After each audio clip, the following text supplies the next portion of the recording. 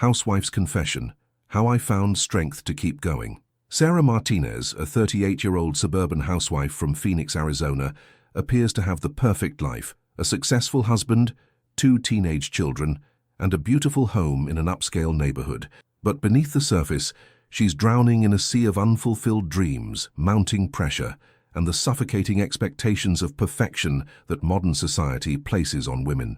After 15 years of marriage, Sarah finds herself questioning everything: her identity beyond being a wife and mother, her abandoned career aspirations, and whether the sacrifices she's made were worth it.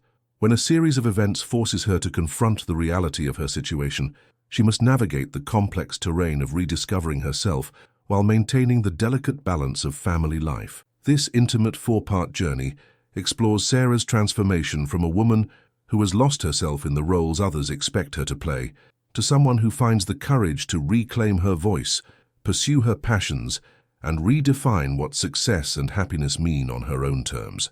Set against the backdrop of contemporary American suburban life, this story resonates with anyone who has ever felt trapped by their own choices and wondered if it's too late to change course.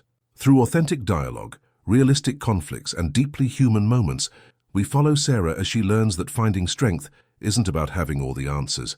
It's about having the courage to ask the difficult questions and take the first step toward the person you want to become. If you've ever felt unseen, unheard, or overwhelmed in your own home, you're not alone. This channel is a safe place for every woman who's lived through love, heartbreak, and the silent battles of family life. Subscribe now and let's share our stories together, because your voice matters here. Chapter 1. The Perfect Facade. The Arizona sun beats mercilessly against the floor-to-ceiling windows of the Martinez family's 2-story home in North Scottsdale, casting long shadows across the pristine marble countertops of their gourmet kitchen. It's 6:47 a.m. on a Tuesday in October, and Sarah Martinez is already dressed in her usual uniform, designer athleisure wear that cost more than most people's weekly salary, her dark hair pulled back in an effortlessly messy bun that actually took 20 minutes to perfect. She moves through her morning routine with the mechanical precision of someone who's performed these same tasks thousands of times before. Coffee first. A medium roast blend that David insists on ordering from some boutique roastery in Seattle because regular coffee lacks character. The irony isn't lost on her. "Mum, have you seen my chemistry textbook?" Emma's voice echoes from upstairs, carrying that particular teenage urgency that transforms minor inconveniences into life-altering catastrophes. "Check your backpack," Sarah calls back, not looking up from the lunch she's packing. Turkey and avocado on whole grain for Emma, who's perpetually worried about college applications and maintaining her 4.2 GPA. Ham and cheese on white bread for Jake, who at 16 believes that caring about nutrition is somehow beneath his teenage dignity. The house is beautiful. Sarah has to acknowledge that. 5 bedrooms, 4 bathrooms, a 3-car garage, and a backyard with a pool that sparkles like something from a luxury resort brochure. When they bought it 8 years ago, she felt like she was stepping into a magazine spread. Now it often feels more like an expensive prison, albeit one with granite countertops and a wine fridge. "Sarah, where's my blue tie, the one with the small dots?" David's voice carries down from their master bedroom, and she can hear the barely contained irritation that's become his default tone when addressing her, as if she's failed him somehow by not being psychically aware of his wardrobe needs. "Hall closet, 2nd rod, next to your grey suits," she responds automatically. She organized his ties by color and pattern 6 months ago, created a whole system, even took photos and sent them to his phone. But David has never been one to pay attention to systems he didn't create himself. She glances at the kitchen island, where his phone sits charging, the screen lighting up periodically with notifications. Work emails, probably. David is a senior partner at Morrison, Blake & Associates, one of Phoenix's most prestigious law firms. He specializes in corporate mergers and acquisitions, the kind of high-stakes deals that require 18-hour days and weekend work sessions that he refers to as necessary sacrifices. At 43, David still looks like the ambitious young lawyer she married 15 years ago, just with more expensive suits and grayer temples that somehow make him look more distinguished rather than older. He's maintained his college athlete physique through early morning gym sessions and a personal trainer named Marcus, who costs more per hour than Sarah used to make in a day back when she had her own income. "Found it!" Emma appears in the kitchen, chemistry textbook in hand, her long dark hair still damp from the shower. At 17, she's inherited Sarah's expressive brown eyes and David's sharp intellect, a combination that makes her both beautiful and intimidatingly smart. She's already been accepted early decision to Northwestern, her dream school, and Sarah feels a complicated mix of pride and envy every time she thinks about it.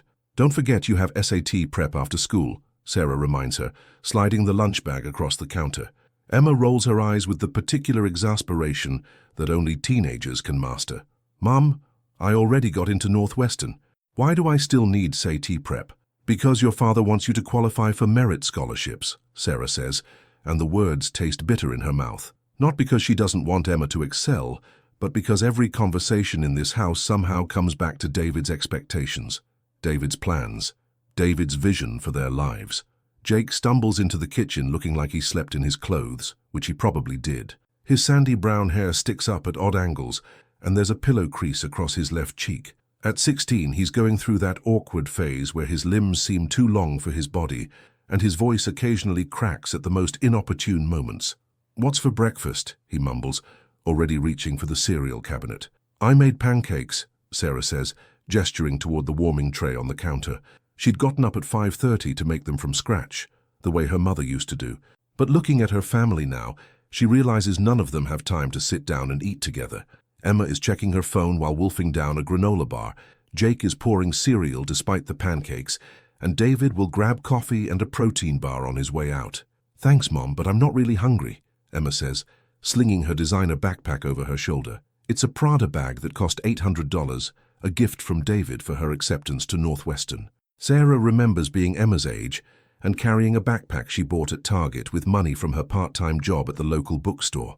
The memory feels like it belongs to someone else. David appears in the kitchen, perfectly dressed in his navy suit and the blue tie she directed him to. He looks like he stepped out of a men's fashion magazine, all sharp lines and expensive confidence. He glances at the pancakes and frowns. "Sarah, you know I don't eat carbs before noon." She wants to scream. She wants to throw the perfectly fluffy, made-from-scratch pancakes right at his perfectly pressed shirt. Instead, she nods and starts clearing the counter. "I'll remember that next time." "Dad, can I get a ride to school?" Jake asks, still in his pajamas, despite the fact that he needs to leave in 15 minutes. "Get dressed first and make it fast. I have an 8:30 meeting with the Caldwell merger team." Sarah watches this familiar morning choreography play out, feeling like she's observing her family from behind glass. Everyone moving around her, making demands, following their own agendas, while she orchestrates the chaos from the center of it all. When did she become the supporting character in her own life? After the whirlwind of backpacks, car keys, last-minute reminders, and hurried goodbyes, the house falls into sudden, profound silence. Sarah stands in the middle of her magazine-perfect kitchen, surrounded by the debris of another morning. Sticky syrup bottle, abandoned pancakes, coffee cups with lipstick stains, Jake's cereal bowl already attracting fruit flies. She begins cleaning, as she does every morning, moving through the motions with practiced efficiency. Load the dishwasher, wipe down the counters, put away the breakfast items that no one actually ate. The house will be spotless again within 30 minutes, ready for the family to return this evening and create the same mess all over again. As she cleans, Sarah catches her reflection in the kitchen window and pauses. The woman staring back at her is perfectly put together, well-maintained, the kind of woman other people might envy.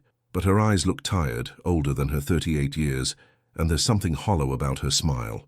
She's been having this same morning routine for 15 years, and suddenly she can't shake the feeling that she's sleepwalking through her own life. When did her dreams become so small that they could fit entirely within the walls of this beautiful house? When did her identity become so wrapped up in being David's wife, and Emma, and Jake's mother, that she forgot who Sarah was underneath all of those roles? The thought hits her like a physical blow, and she grips the edge of the kitchen island for support. She's 38 years old, and she can't remember the last time someone asked her what she wanted, what she dreamed about, what made her happy. She can't remember the last time she asked herself those questions. Her phone buzzes on the counter, a text from her neighbor, Linda, reminding her about the HOA meeting tonight. Another obligation, another evening spent discussing property values and landscaping regulations with women who seem perfectly content to define themselves by their zip code and their husband's income. Sarah stares at the text for a long moment, then sets the phone down without responding. Something inside her is shifting, like a fault line that's been stable for years suddenly showing hairline cracks. She's not sure what it means yet, but she can feel it. A restlessness, a questioning, a tiny voice that's been silent for so long she'd almost forgotten it existed. The voice that's starting to whisper, "Is this really all there is?" She looks around her perfect kitchen in her perfect house in her perfect neighborhood, and for the first time in years, she allows herself to feel the weight of her dissatisfaction. It's terrifying and liberating at the same time, this admission that the life everyone envies might not be the life she actually wants. Outside, the Arizona sun continues its relentless climb toward noon, promising another day of scorching heat and brilliant blue skies. Sarah makes herself another cup of coffee, David's expensive Seattle blend, and sits down at the kitchen island with her laptop. For 15 years, she started her days by checking the family calendar, making grocery lists, researching Emma's extracurricular activities, managing the household's intricate schedule. Today, instead, she opens a new browser window and stares at the blank search bar. After several minutes, she types slowly, "What to do when you've lost yourself?" The search results fill her screen, thousands of articles and blog posts and forums, full of women asking the same questions she's finally brave enough to ask. She's not alone in this feeling, this sense of having disappeared somewhere along the way. The realization is both comforting and heartbreaking. She clicks on the first article titled, "Rediscovering Your Identity After Years of Self-Sacrifice." As she reads, Sarah feels something she hasn't experienced in years: recognition. These words, written by a stranger, describe her life with startling accuracy. The slow erosion of self, the gradual surrender of dreams to more practical concerns. The way a woman can wake up one day and realize she's become a ghost in her own life. The house is quiet around her, filled with expensive furniture and family photos that tell the story of a life that looks successful from the outside.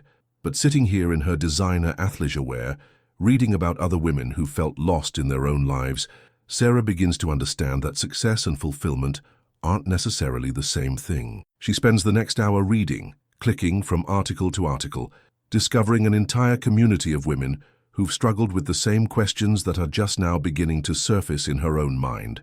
Women who've wondered if it's too late to change course, to reclaim the parts of themselves they set aside for family, for marriage, for the security of a conventional life. By the time she closes the laptop, Sarah feels different somehow, like she's taken the first step on a journey she didn't even know she needed to make. She doesn't have answers yet, doesn't know what comes next, but she's finally asking the right questions. The morning sun has shifted, casting new shadows across her kitchen floor, and for the first time in years, Sarah looks forward to what the day might bring, not because her schedule is exciting, or because she has plans she's passionate about, but because she's finally ready to stop sleepwalking through her own life. She's ready to wake up. Chapter 2. Cracks in the Foundation. 3 days have passed since Sarah's morning revelation, and she's been carrying the weight of her newfound awareness, like a secret that grows heavier with each passing hour. She moves through her regular routines, driving Emma to her volunteer work at the animal shelter, grocery shopping at Whole Foods, attending her weekly tennis lesson at the country club.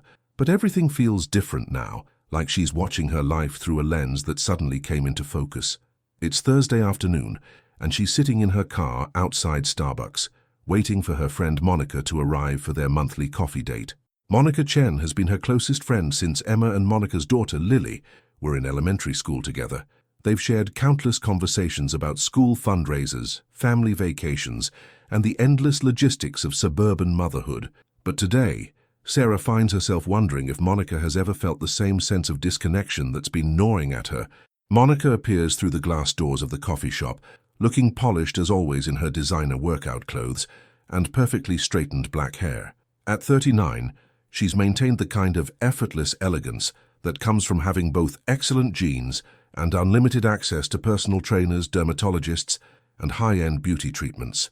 "Sorry I'm late," Monica says, sliding into the chair across from Sarah. "Kevin's mother is visiting from Portland, and she had very specific opinions about how I should be preparing the guest room." She rolls her eyes, but there's an edge to her voice that Sarah recognizes, the carefully controlled frustration of a woman who's expected to smile while being criticized. "How long is she staying?" Sarah asks, stirring her latte with unnecessary attention to the foam patterns. 2 weeks. 2 weeks of helpful suggestions about my parenting, my cooking, my housekeeping, and my general failure to live up to the standards of Kevin's sainted mother. Monica takes a large gulp of her coffee, then makes a face. God, even the coffee tastes bitter today. Sarah looks at her friend, really looks at her, and sees something she's never noticed before. Beneath Monica's perfectly applied makeup and designer outfit, there's a weariness that mirrors her own. The slight tightness around her eyes, the way her smile seems to require effort, the barely contained tension in her shoulders. Monica, Sarah says slowly, can I ask you something? Do you ever feel like you're just going through the motions? Like your life is happening to you instead of being something you're actively choosing? Monica pauses with her coffee cup halfway to her lips, and for a moment, her carefully maintained composure falters. That's a surprisingly deep question for a Thursday afternoon coffee date. I'm serious. I've been thinking about this a lot lately, and I can't shake the feeling that I've somehow become a stranger to myself. Like I wake up every morning and play the role of Sarah Martinez, wife, mother, homemaker, but I can't remember when I stopped being just Sarah. Monica sets down her cup and studies Sarah's face with new attention. Are you and David having problems? No. I mean, not problems exactly. We don't fight, we don't argue about money or parenting decisions. We just exist together. He lives his life, I manage everything else. And somewhere along the way, we stopped being partners and became, I don't know, co-workers, roommates with shared financial responsibilities. The confession hangs in the air between them, and Sarah realizes this is the first time she's voiced these thoughts out loud. Speaking them makes them more real, more dangerous, but also more valid. Monica is quiet for a long moment, staring out the window at the busy shopping center parking lot where SUVs and luxury sedans navigate between Target and the nail salon. Kevin and I had sex twice last month, she says finally, her voice barely above a whisper, and both times I spent the entire 10 minutes making mental grocery lists. Sarah almost laughs, but the pain in Monica's voice stops her. When did that happen? When did we become these people? I think it was gradual, Monica says, like gaining weight. You don't notice it day by day, but then you see a photo of yourself and wonder when you stopped looking like the person in your head. She pauses, then adds, I found Kevin's porn browsing history last week. Not by accident, I was looking for it. Do you know what bothered me most? Not that he was looking at other women, but that I felt relieved. Like, good, now the pressure's off me to be sexually interesting. The honesty of this admission creates an intimacy between them that years of casual friendship hadn't achieved. Sarah feels something loosening in her chest, a relief she hadn't known she needed. I used to paint, Sarah says suddenly, before Emma was born, before we moved to this house, before David made partner. I had a studio apartment downtown, and I painted these weird abstract landscapes that probably weren't very good, but they were mine. I haven't touched a paintbrush in over 15 years. What happened to them? Your paintings? Storage unit somewhere. David said they were too unconventional for our house. He suggested we buy some real art instead. You know, the kind that matches the couch. Sarah laughs, but it comes out hollow. I let him choose everything. The house, the furniture, the neighborhood, Emma's school.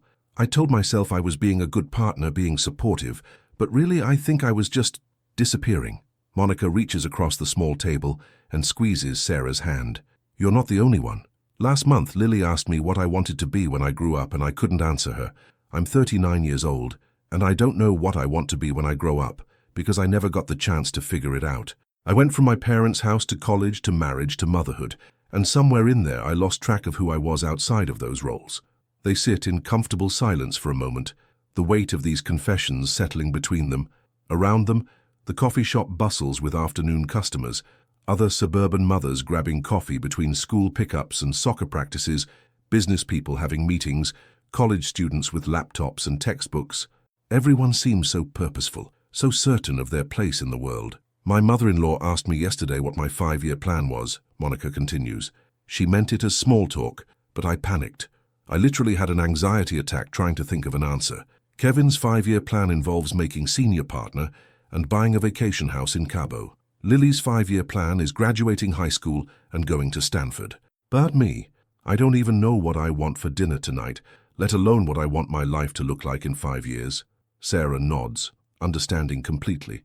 David assumes I'll always be available to handle whatever needs handling. Emma's college applications, Jake's driving lessons, his mother's birthday, the charity fundraiser for his firm. It never occurs to him that I might have my own plans, my own goals. And the scary part is, for the longest time, it never occurred to me either. So what changed? What made you start thinking about this? Sarah considers the question. I think it was seeing Emma get her acceptance letter to Northwestern. She was so excited, so proud of herself, and I realized I couldn't remember the last time I felt that way about something I'd accomplished. Everything I do is in service of other people's dreams, other people's goals. I'm like a supporting character in everyone else's story. Monica's phone buzzes with a text message, and she glances at it with visible irritation. Kevin's mother wants to know if we're having fish or chicken for dinner tonight, as if the fate of the universe depends on my menu planning. She types a quick response, then sets the phone face down on the table. I want to throw this thing in the trash sometimes. Do you know how many texts I get in a day asking me to manage, coordinate, schedule, or decide things for other people? I counted last Tuesday, 43. 43 interruptions to ask me to handle things that adults should be able to figure out for themselves. When Emma was little, I used to fantasize about going to the grocery store alone, Sarah admits. Not to escape my family, but just to have 30 minutes where no one needed anything from me. Now Emma's 17 and basically independent. Jake can drive himself places, and I still feel like I'm drowning in everyone else's needs. What would you do? Monica asks suddenly. If you could wave a magic wand and change your life, what would you do? Sarah thinks about this, really thinks about it, and realizes she doesn't have an immediate answer. For so long, her wants and needs have been filtered through what's practical, what's expected, what won't disrupt the family's routine. The idea of pure selfish desire feels foreign. I think I'd want to paint again, not as a hobby, but seriously. Maybe take some classes, see if I still have whatever talent I thought I had back then, and I'd want to travel, not family vacations to Disney World or David's business trips where I tag along and sit by hotel pools, but real travel. I'd want to see the museums in Paris, the markets in Morocco, the temples in Thailand. She pauses, surprised by the specificity of her desires. What about you? I'd go back to school, Monica says without hesitation. I have a bachelor's degree in English literature that I've never used for anything except helping Lily with her essays. I always wanted to get my master's, maybe teach college course. I love analyzing books, discussing literature, the whole academic world that I never got to be part of. Her eyes light up as she speaks, and Sarah sees a glimpse of the woman Monica might have been in different circumstances.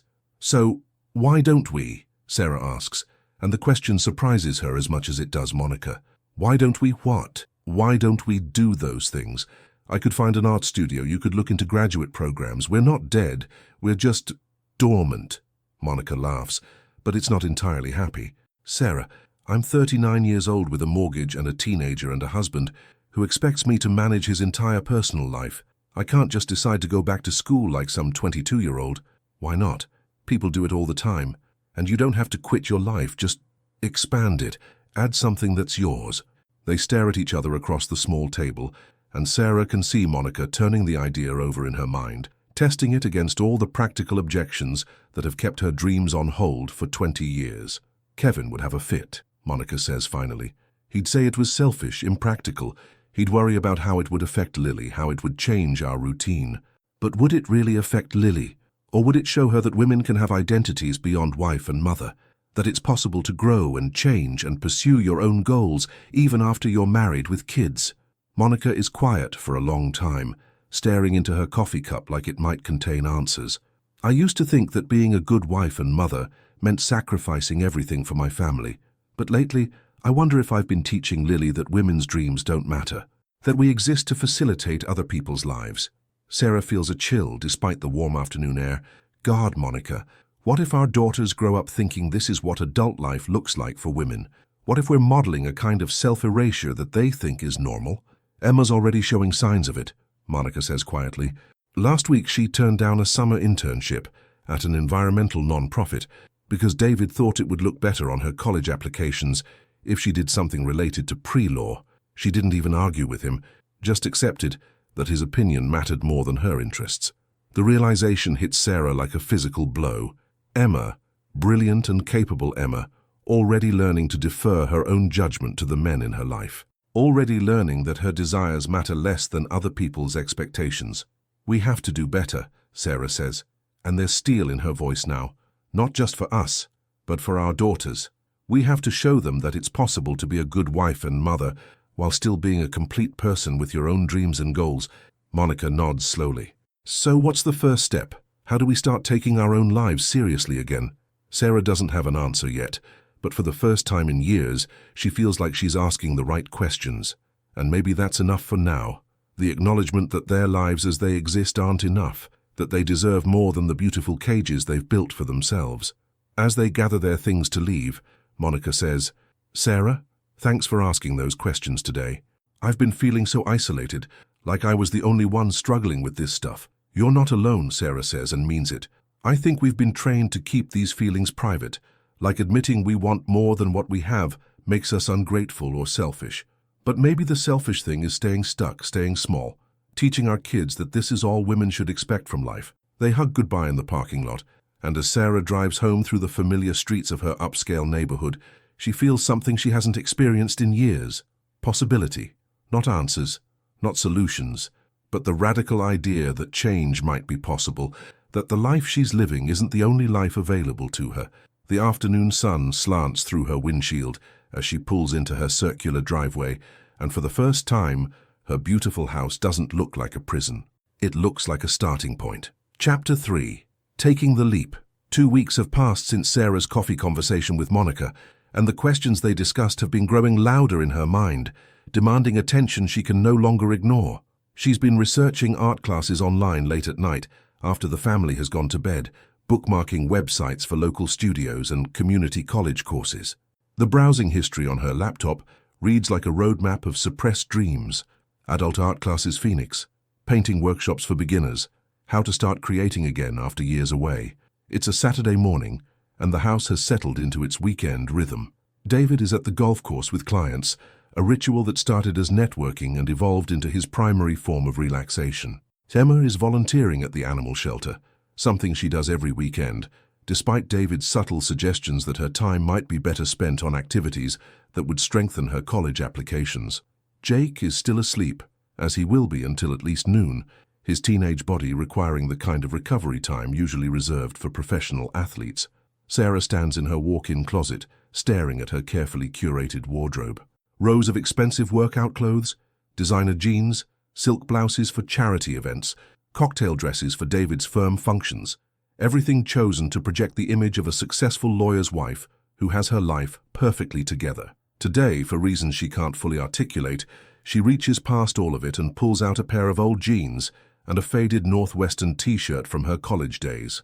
The shirt is soft from countless washings, and wearing it feels like putting on a piece of her younger self. She drives to the Scottsdale Community Art Center, a low-slung building she's passed hundreds of times without giving it much thought. The parking lot is filled with cars that look nothing like the luxury vehicles in her neighborhood: older sedans, pickup trucks, a few cars with artist bumper stickers and paint-splattered interiors. She sits in her pristine Mercedes SUV for several minutes, suddenly aware of how out of place she must look. The interior of the art center is exactly what she expected, and nothing like her current life. Concrete floors, exposed ceiling beams, the smell of paint and clay and creativity. Artwork covers every available wall space: paintings, photographs, sculptures, mixed media pieces that range from amateur to surprisingly sophisticated. She feels like she's entered a different world, one where beauty comes from expression rather than expensive taste. "Can I help you with something?"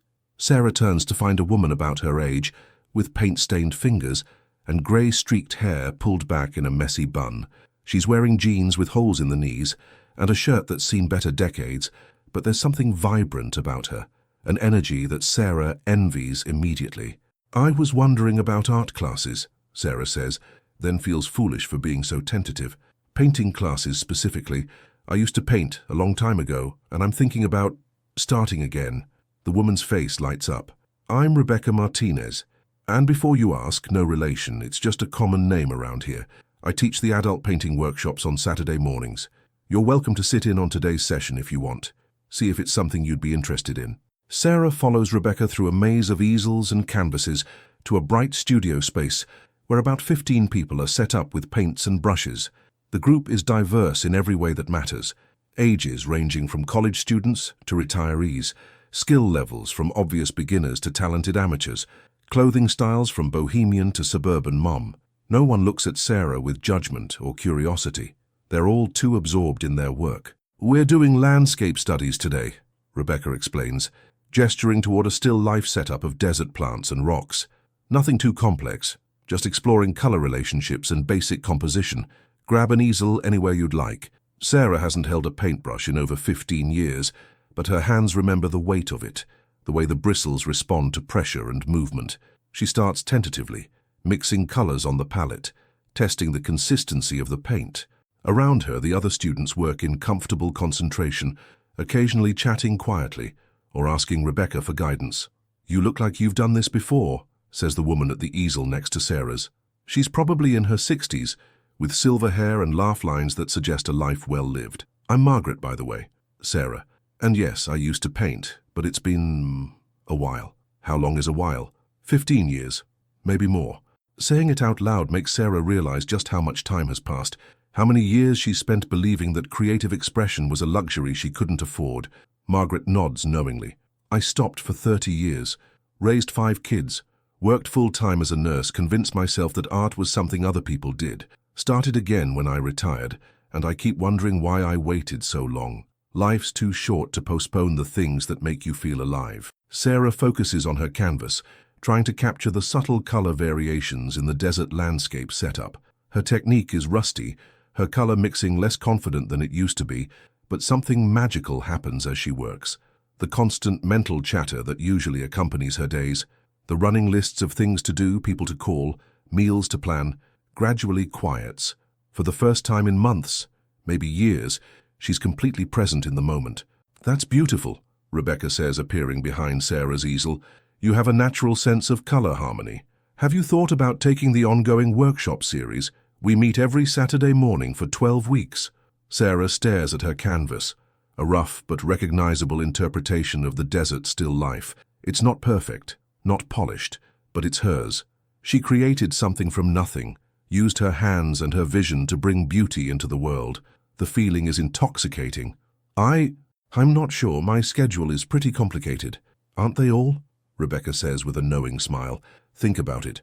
We start a new session next week." As Sarah cleans her brushes and packs up the borrowed supplies, she realizes she doesn't want to leave.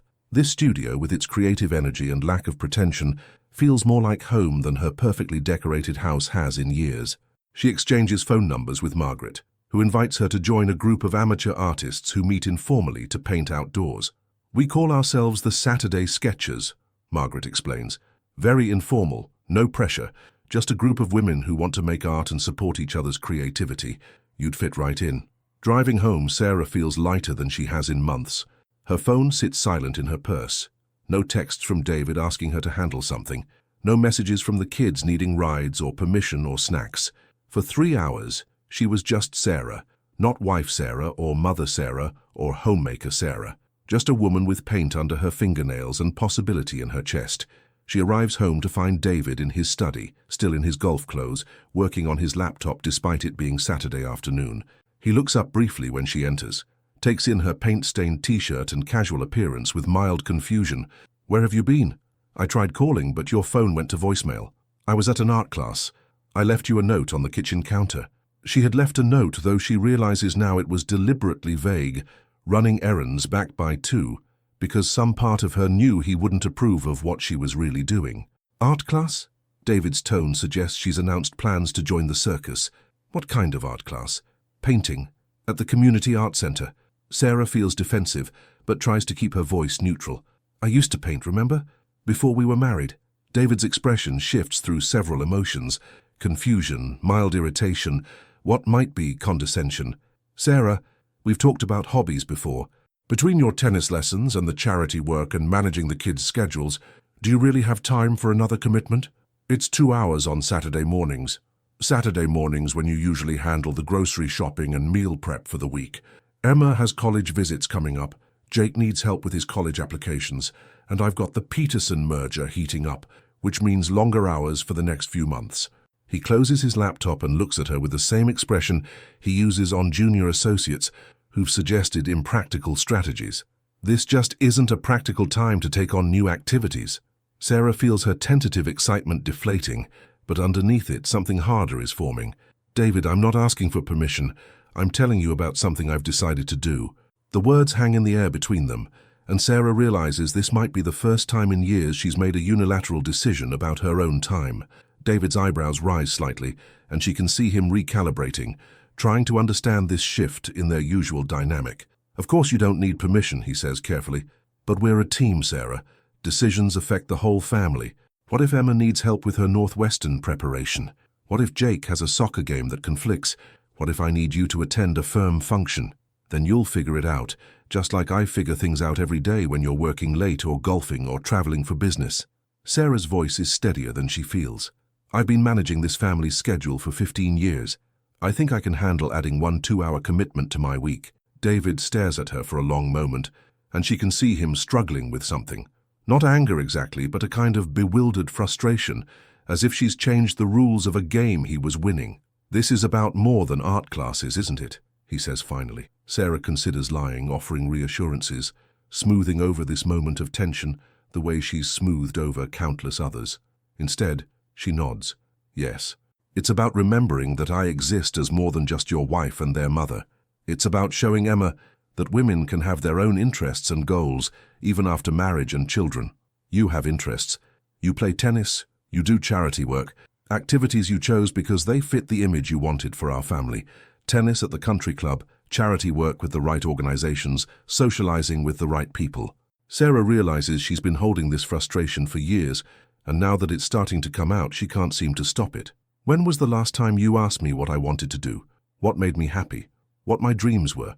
David looks genuinely confused, and Sarah realizes that in his mind he's been a good husband. He's provided financial security, a beautiful home, status, stability. The idea that she might want something more, something different, something that doesn't directly serve the family's collective goals, is foreign to him. Sarah, I work 60-hour weeks to give us this life. This house, Emma's college fund, Jake's opportunities, your financial security. None of that happens by accident. I thought we were building something together. We were building your vision of success, David, and I went along with it because I thought that's what partnership meant. But I'm starting to realize that I've spent so much time supporting your dreams that I forgot I had my own. The conversation is interrupted by the sound of Jake thundering down the stairs, his Saturday morning hunger finally overcoming his need for sleep. He appears in the doorway of David's study, still in pajama pants and yesterday's t-shirt, his hair defying several laws of physics. Is there any food, like actual food, not Mom's weird healthy stuff? He asks, apparently oblivious to the tension in the room. There are leftover pancakes from Thursday in the fridge, Sarah says automatically, then stops herself. Actually, Jake, you're 16. You can figure out how to make yourself something to eat. Jake looks at her like she suggested he perform brain surgery. But you always... I know what I always do. Today I'm suggesting you try doing it yourself. David and Jake exchange a look that Sarah recognizes, the look of men who've suddenly realized that the woman who usually anticipates and meets their needs is experiencing some kind of malfunction. Are you feeling okay, Mom? Jake asks, genuine concern in his voice. I'm feeling like I want to paint again, Sarah says, surprising herself with the directness of the answer. And I'm feeling like it's time for the people in this family to be a little more self-sufficient. Jake shrugs.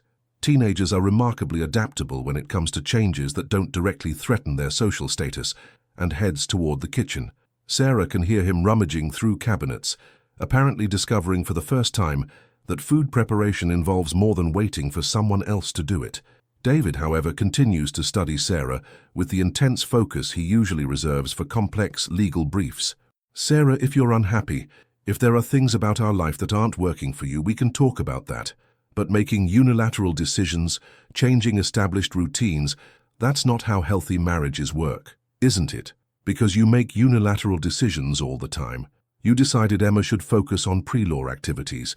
You decided we needed to join the country club.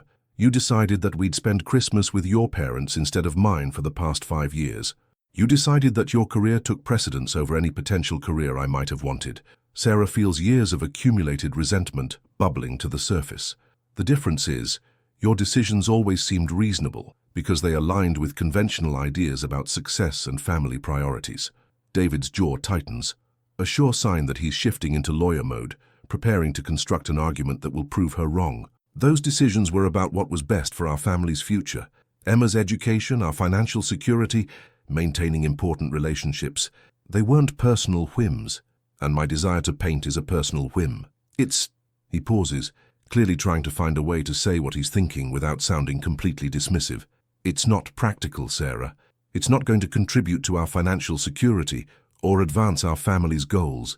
It's something you do for yourself. Exactly. Sarah feels something clicking into place, a clarity she's been moving toward for weeks. It's something I do for myself. When did that become such a foreign concept in this marriage?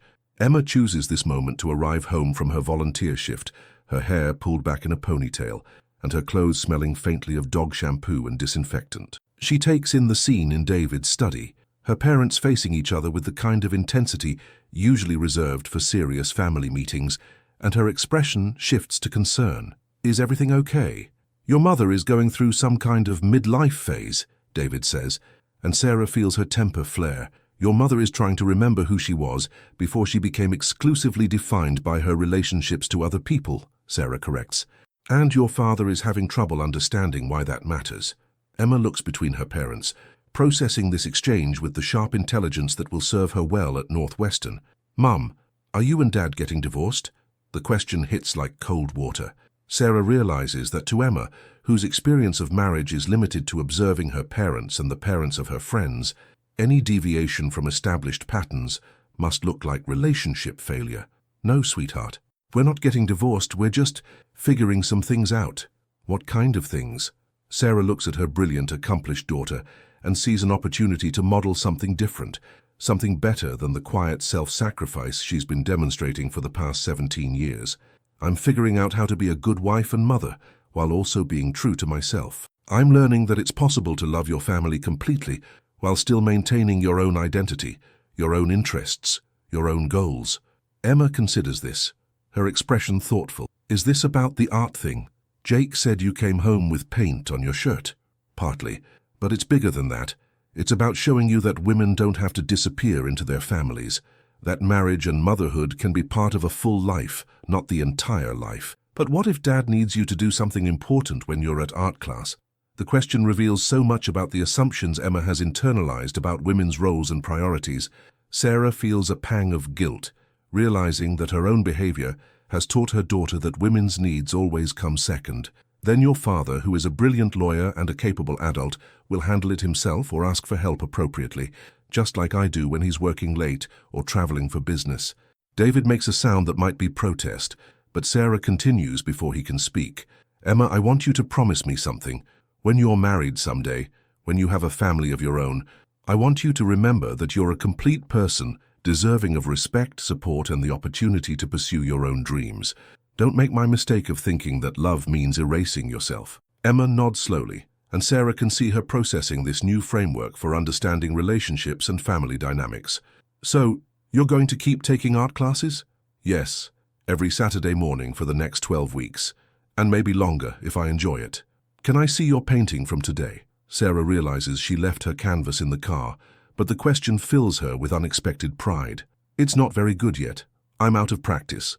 But yes, I'd love to show you. As they walk toward the garage together, Sarah feels David watching them from his study doorway. She can sense his confusion, his resistance to this shift in their family's established order. But for the first time in years, she's more interested in her daughter's reaction than her husband's approval. Emma studies the canvas with serious attention, her head tilted slightly in concentration. It's really good, Mom. I like how you captured the light on the rocks. I didn't know you could paint. There are probably a lot of things you don't know about me, Sarah says. I'm just starting to remember some of them myself. That evening, after David retreats to his study to work on the Peterson merger, and the kids disappear into their rooms with homework and social media, Sarah sits at the kitchen island with her laptop open. She signed up for Rebecca's 12-week painting workshop, enrolled in Margaret's outdoor sketching group, and bookmarked several local galleries that offer classes in different mediums. Her phone buzzes with a text from Monica. How was the art class? I've been thinking about our conversation all week. Sarah types back, life-changing. Literally. I think I'm remembering who I used to be. What did you decide about school? I called ASU today. They have a master's program in English literature, with evening and weekend classes designed for working adults. I haven't told Kevin yet. You don't need his permission. I know, but I need his support. Or at least, his willingness not to sabotage it. Want to have coffee this week? I think we're both going to need allies for whatever comes next. Definitely. And Sarah, I'm proud of you. It takes courage to start living your own life after years of living for everyone else. Sarah stares at Monica's text for a long moment, surprised by how much those words mean to her. For 15 years, her sense of self-worth has been tied to other people's approval, other people's success, other people's happiness. The idea that someone is proud of her for choosing herself feels revolutionary. She closes the laptop and walks through her beautiful house, seeing it with new eyes. It's still lovely, still comfortable, still a testament to David's success and her domestic competence. But it no longer feels like the entire scope of her world. It's the place where she lives, not the place where she disappears. Tomorrow is Sunday, which means family breakfast, church, and the usual weekend routine. But Monday, she realizes, will be the first day of a life where she exists as more than just the supporting character in everyone else's story. The thought is terrifying and exhilarating in equal measure. But for the first time in years, Sarah falls asleep feeling curious about what tomorrow might bring, instead of simply resigned to more of the same. Chapter 4. Finding My Voice. 6 weeks have passed since Sarah's first art class, and the Saturday morning painting sessions have become the anchor point of her week. She's completed 5 canvases now: desert landscapes, still lifes, and last week, her first attempt at a self-portrait. Her technique is improving, but more importantly, she's rediscovered the profound satisfaction of creating something from nothing, of translating the world through her own vision and interpretation. The changes in her daily life have been subtle but significant. She's stopped automatically saying yes to every request for her time and energy. When the PTA president called asking her to chair the spring fundraiser, Sarah politely declined and suggested 3 other capable mothers. When David assumed she'd attend his firm's quarterly dinner, she told him she had other plans and meant it. When Jake expected her to drive him to soccer practice despite having his driver's license for 3 months, she handed him the car keys and said, "Have fun." This morning Sarah is preparing for the Saturday Sketchers outdoor painting session at Papago Park. Margaret had been right about the group. 7 women ranging in age from their 30s to their 70s, united by their love of art and their refusal to believe that creativity has an expiration date.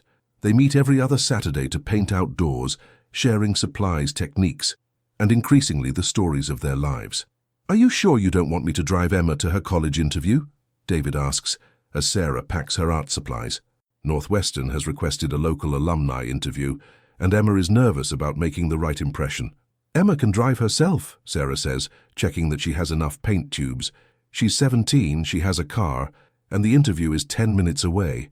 This is good practice for the independence she'll need in college. David hovers in the doorway of their bedroom, clearly uncomfortable with this deviation from their usual family choreography. But what if she gets nervous? What if she needs support? Then she'll learn to manage her nervousness and find her own internal resources.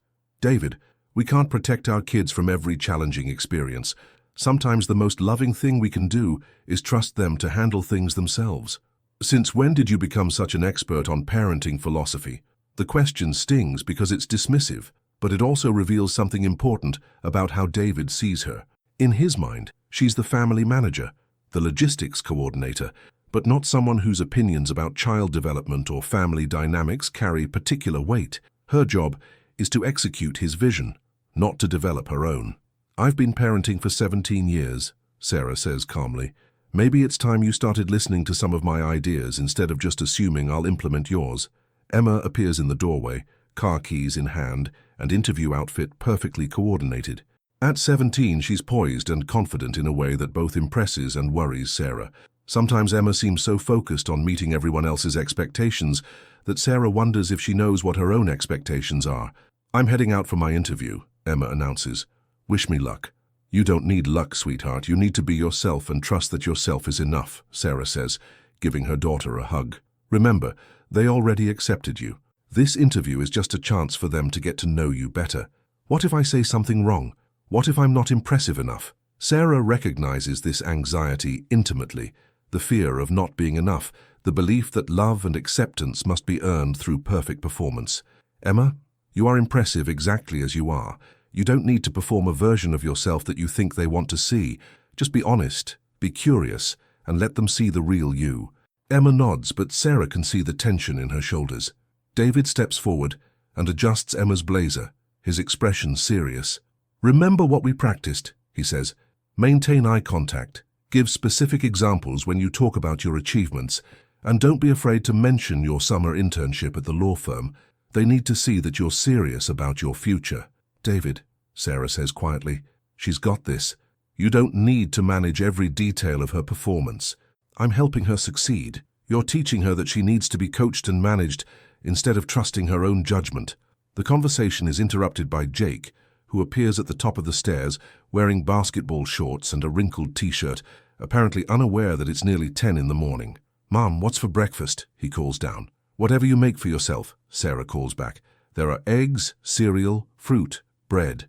You have all the necessary ingredients. But I don't know how to make eggs.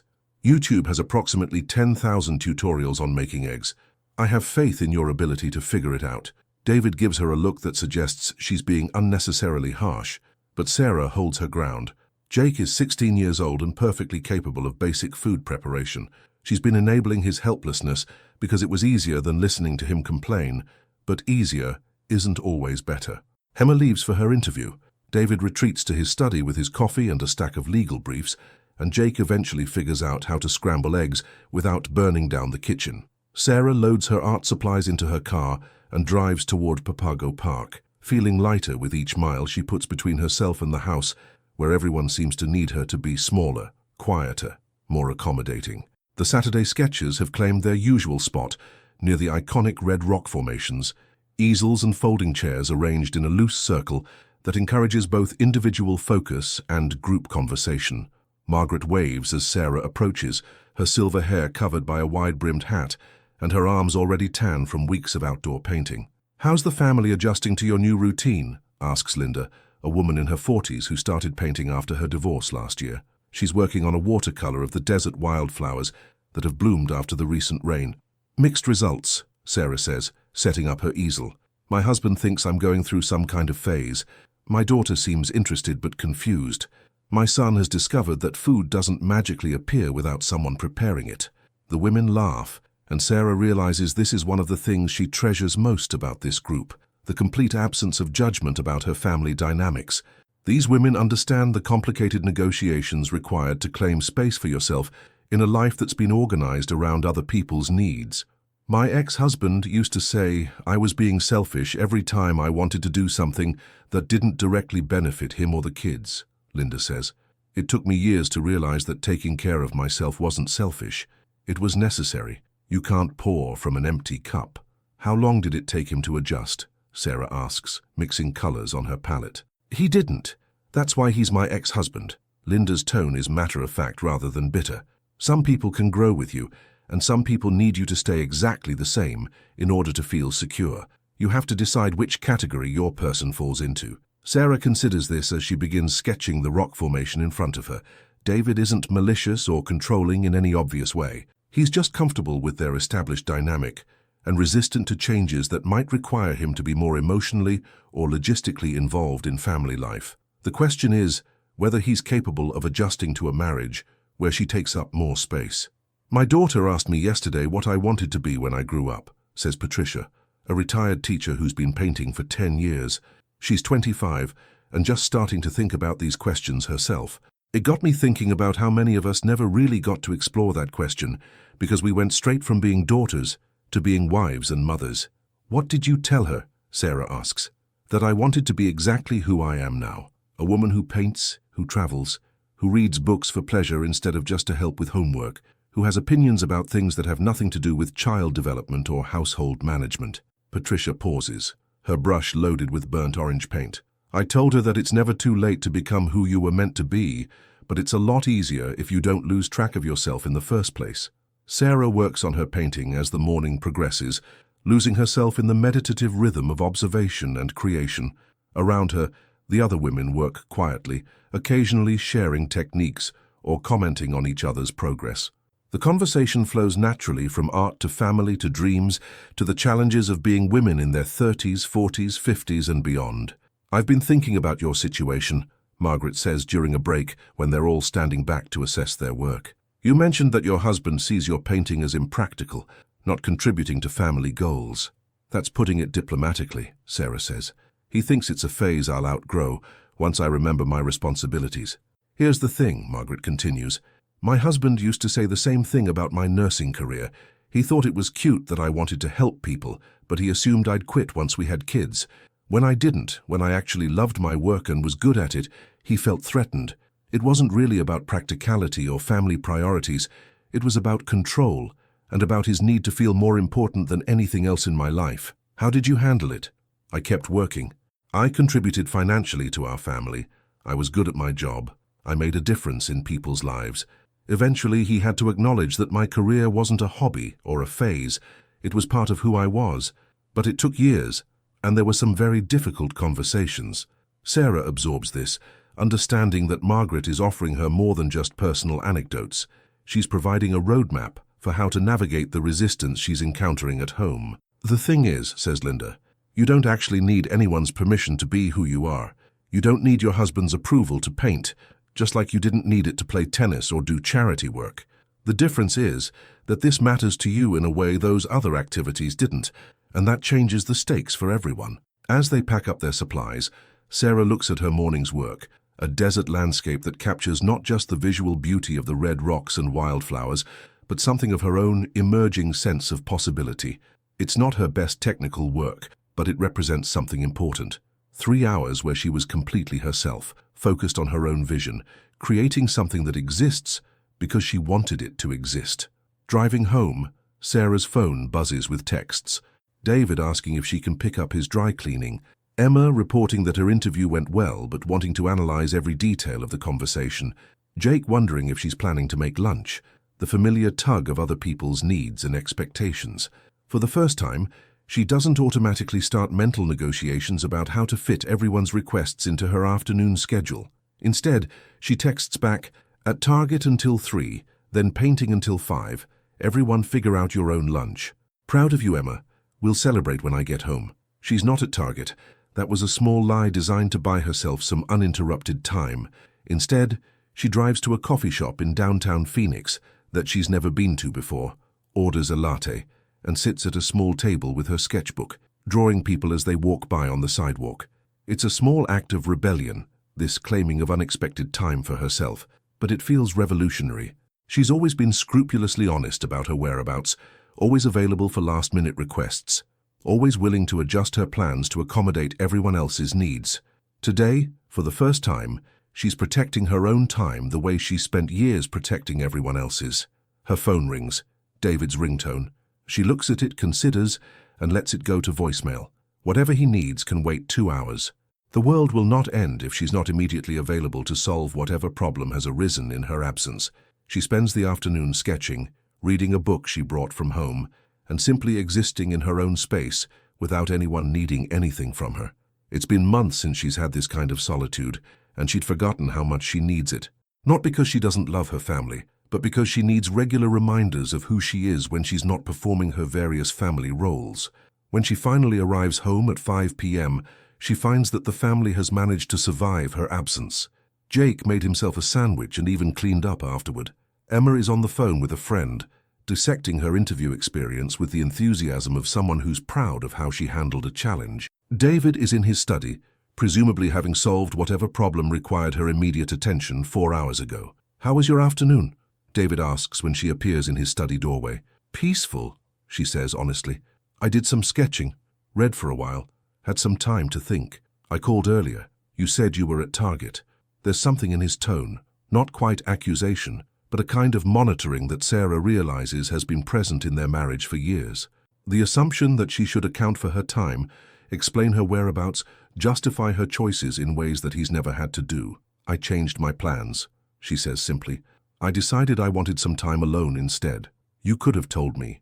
Why?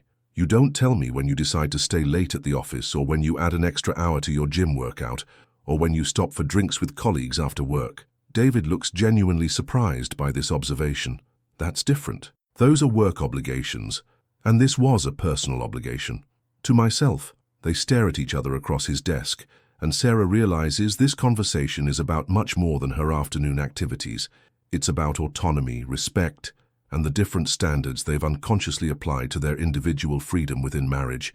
"Sarah, I'm trying to understand what's happening with you. these art classes, the way you've been different lately. Are you unhappy with our life? Are you going through some kind of crisis? The question is fair, and Sarah takes time to consider her answer carefully. I'm not going through a crisis, David. I'm going through an awakening. For 15 years, I've organized my entire existence around supporting your career, managing our children's lives, and maintaining our household. I've been good at it, and I've found satisfaction in being good at it. But somewhere along the way, I stopped being a complete person. I became a function instead of a human being. That's not fair. You've always been important to this family. Important as a wife and mother, yes, but not important as Sarah, as an individual with her own interests, goals, dreams, opinions. When was the last time you asked me what I thought about something that didn't relate to family logistics? When was the last time you showed interest in my thoughts, my ideas, my inner life? David is quiet for a long moment, and Sarah can see him genuinely trying to process what she's saying. I guess I assumed you were happy. You never complained. You never said you wanted things to be different. Because I didn't know I was allowed to want things to be different. Because I thought being a good wife meant making myself small enough to fit into whatever space was left after everyone else's needs were met. Sarah sits down in the chair across from his desk, the same chair where they've had countless conversations about family schedules, school issues, vacation plans. David, I love you. I love our children. I love our life together. But I need that life to include room for me to be a complete person, not just a supporting character in everyone else's story. So what does that look like? What do you want from me? It's the first time in months that he's asked what she wants, rather than telling her what he needs, and Sarah feels something shifting between them. I want you to see my painting not as a hobby that I'll eventually outgrow, but as something that's important to me, and therefore deserves your respect and support. I want you to stop assuming that I'll automatically handle every family responsibility, and start asking how we can share those responsibilities more equitably. I want you to be curious about who I'm becoming, instead of resistant to any changes in who I've always been. David nods slowly, though Sarah can see he's still processing the implications of what she's asking for. And I want Emma to see a model of marriage where both partners matter equally, where both people's dreams and goals are supported, where love doesn't require anyone to disappear. Is that what you think has happened? That you've disappeared? Sarah considers the question honestly. Not completely, but I've definitely become smaller, quieter, more accommodating than the person I used to be. And I've taught our daughter that that's what women do in marriages. We make ourselves smaller so that everyone else can be bigger. That evening, over a dinner that David helped prepare, his first time in the kitchen beyond making coffee in months, Sarah tells her family about her afternoon sketching downtown. She shows them her drawings, talks about the people she observed, shares her thoughts about art and observation, and the pleasure of creating something beautiful. For the first time in recent memory, the dinner conversation centers around her experience, her thoughts, her work. Emma asks thoughtful questions about her artistic process. Jake, surprising everyone, asks if he can see her other paintings. David listens without trying to redirect the conversation toward more practical topics. It's a small shift, but Sarah recognizes its significance. For years, family conversations have revolved around David's work challenges, Emma's academic achievements, Jake's sports activities. Tonight, she's not just the facilitator of other people's stories. She's a person with her own story worth sharing. Later, as they're getting ready for bed, David says, I've been thinking about what you said earlier, about not being curious about who you're becoming. You're right. I have been resistant to changes in you. I like the predictability of knowing exactly what to expect from you, what you'd prioritize, how you'd respond to things.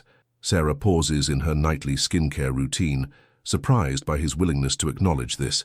But I'm starting to understand that that wasn't really fair to you. You've supported every change I've wanted to make. Career moves, lifestyle changes, goals for our family. I haven't offered you the same support. I appreciate you saying that. I want to do better. I want to be curious about your art, about what you're learning, about who you're becoming, and I want Emma to see that too. Sarah feels something releasing in her chest, a tension she's been carrying for months. This isn't a complete transformation. Marriages don't change overnight, and David will probably struggle with some aspects of her growing independence, but it's a beginning, an acknowledgement that she deserves space to grow and change within their relationship. There's something else, David says. I've been so focused on providing financial security, on building a certain kind of life for our family, that I forgot to ask if that life was making you happy. I want to start asking that question. And I want to start giving you honest answers, even when they're complicated. As they turn off the lights and settle into their familiar positions on their respective sides of their king-sized bed, Sarah feels different than she has in years. Not because all of their problems are solved, but because they finally started having conversations that acknowledge her as a complete person, deserving of respect, support, and room to grow. Tomorrow is Sunday, which means family breakfast and whatever weekend activities emerge. But Sarah knows that she'll approach the day differently now, not as someone whose job is to facilitate everyone else's happiness, but as someone who belongs in the center of her own life. The thought fills her with hope rather than fear. For the first time in years, she's curious about who she's becoming and excited about the possibilities that await her. She's rediscovered her voice, and she's finally ready to use it to advocate for the life she wants to live, the person she wants to be, the marriage she wants to have. She's not just surviving her beautiful life anymore. She's learning to actively participate in creating it. Epilogue. 6 months later. The Phoenix sky is painted in brilliant oranges and purples as Sarah sets up her easel on the rooftop terrace of her new art studio. It's a modest space she rents with 3 other local artists in a converted warehouse in the Roosevelt district, far from the manicured perfection of North Scottsdale, but alive with creative energy and possibility. She's been painting seriously for 8 months now, and her work has evolved from tentative attempts to recapture old skills to confident explorations of new techniques and subjects. Her latest series focuses on women in transition, abstract figures that suggest movement, change, the complex beauty of becoming.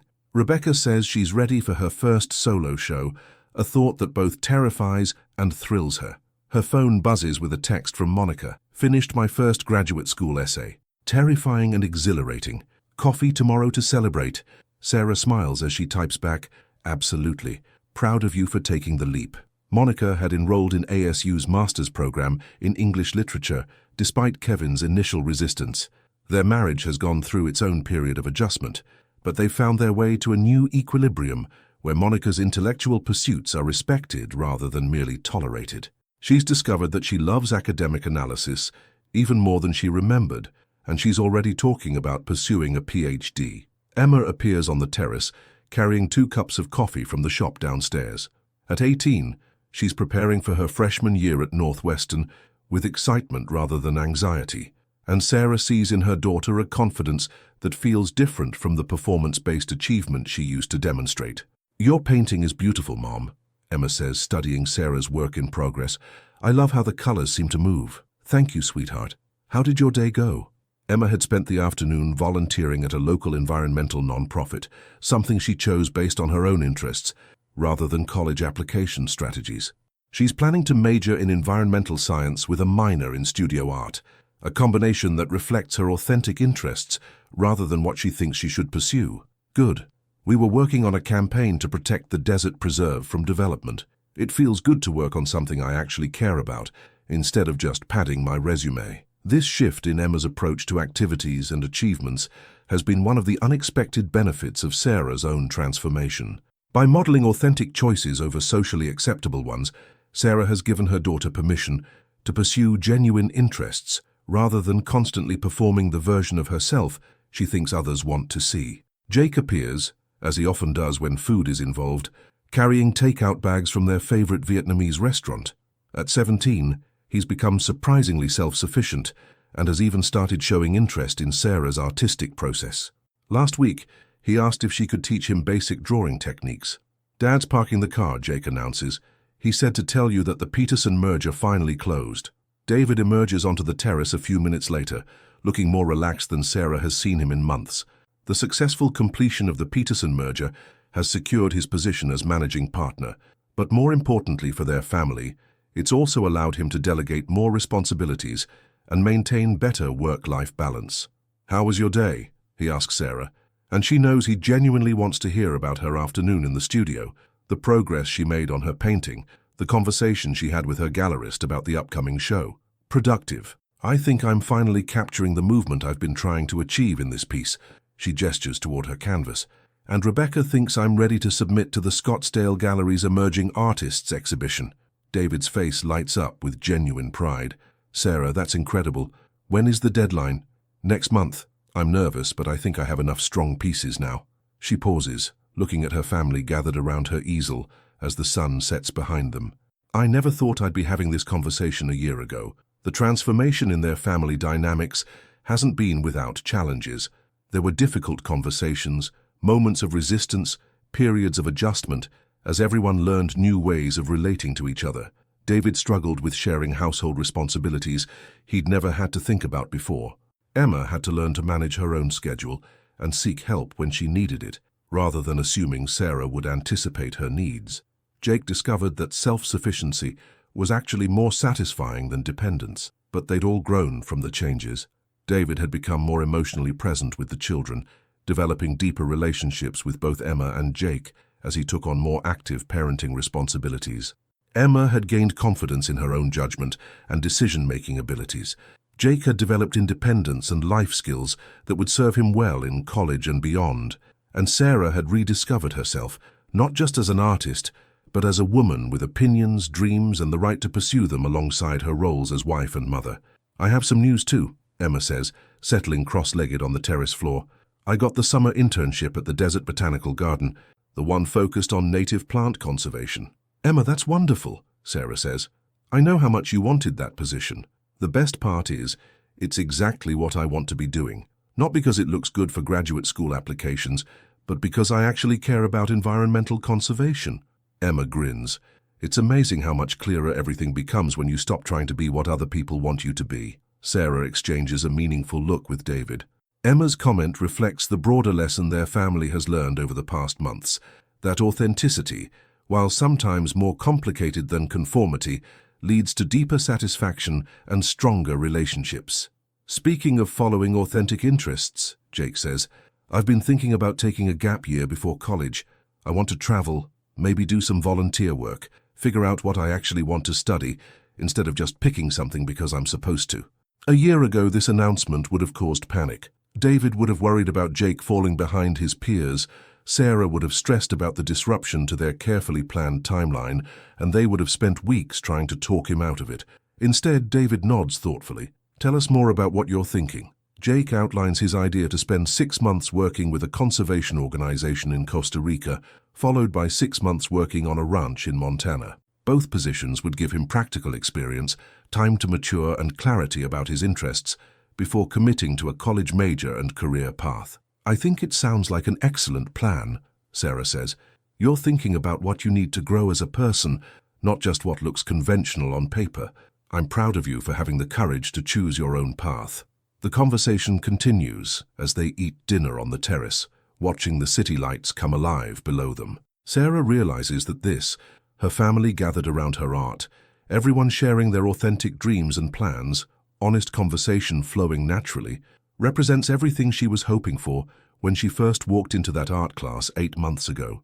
She hasn't lost her family by claiming space for herself. She's helped create a family where everyone has permission to be their authentic selves, to grow and change, to pursue their individual dreams while still maintaining their connection to each other. "Sarah," David says as they're cleaning up from dinner, "I want you to know how proud I am of you. Not just for your art, but for having the courage to ask for what you needed, even when it meant changing our entire family dynamic. It wasn't easy," Sarah admits. "There were moments when I wondered if I was being selfish, if I was disrupting something that was working fine for everyone else.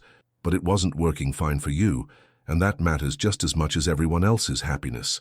David pauses, looking out over the city skyline. "I've learned a lot about myself these past months, about how I was in our marriage, about the assumptions I made about your role, about what I thought partnership meant." Sarah nods, remembering the difficult conversations they'd had as David learned to see her as a complete person rather than an extension of his own goals and needs. It had required patience from both of them, and a willingness to examine patterns they'd established over 15 years of marriage. "The thing is," David continues, "our marriage is stronger now, more honest, more balanced. I feel like I know you better than I did after 15 years of living together, because now I'm seeing all of who you are, instead of just the parts that related to me and the kids." "I feel the same way about you," Sarah says. "When you started taking on more responsibility at home, when you became more emotionally present with Emma and Jake, I got to see parts of you that had been hidden behind your work persona. You're a more involved father now, and I think the kids have benefited from having access to both of us as complete people, As her family gradually disperses, Emma heading home to pack for a weekend camping trip with friends, Jake meeting his girlfriend at a movie, David returning to his laptop to finish some work.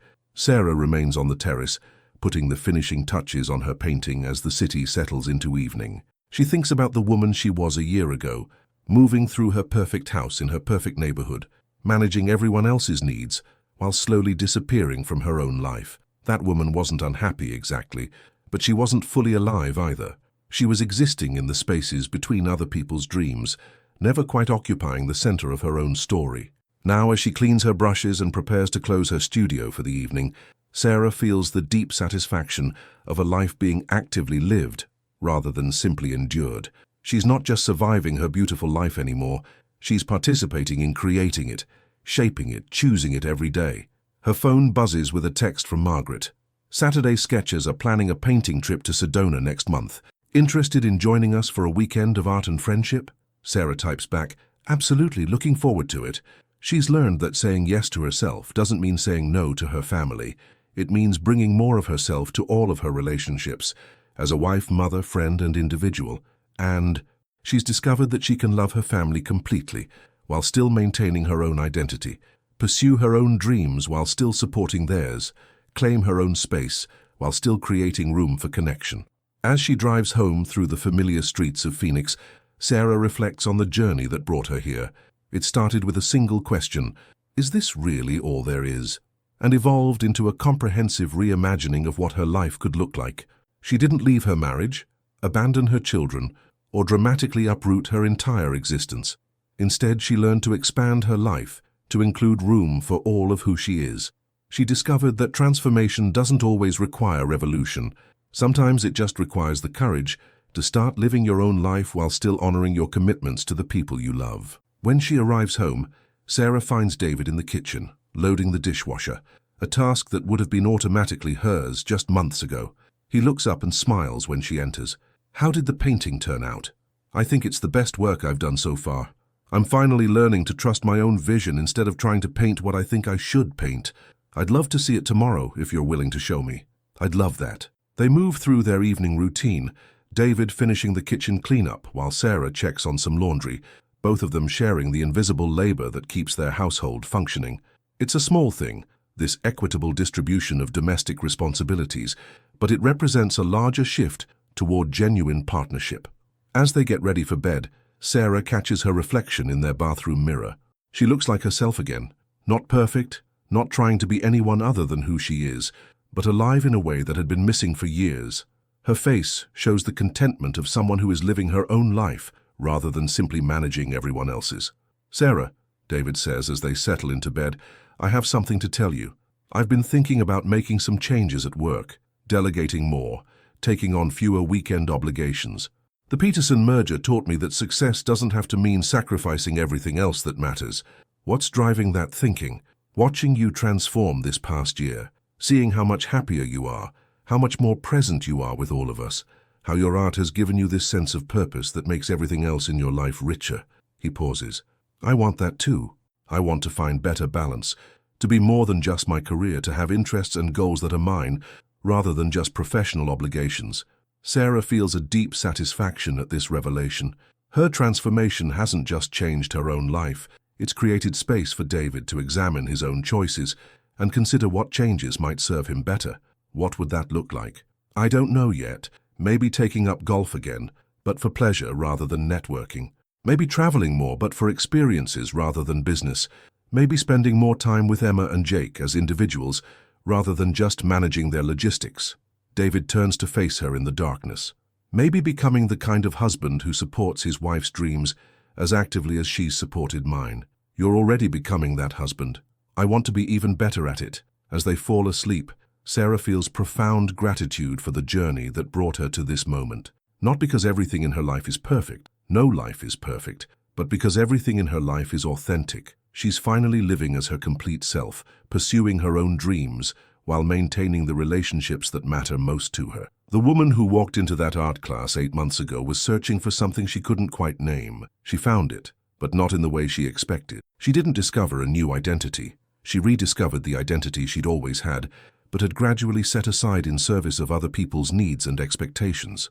Sarah Martinez is 38 years old, a wife, a mother, a friend, and an artist. She lives in a beautiful house in an upscale neighborhood in Phoenix, Arizona, and she's learning every day what it means to be fully present in her own life. She's discovered that finding strength isn't about having all the answers.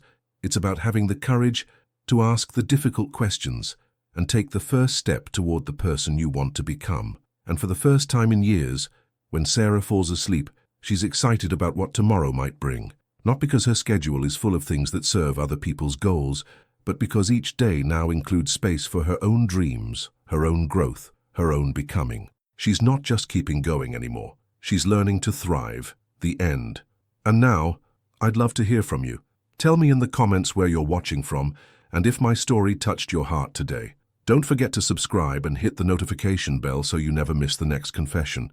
Give this video a like if it resonated with you, and share it with another woman who needs to know she's not alone. Together, our voices are stronger.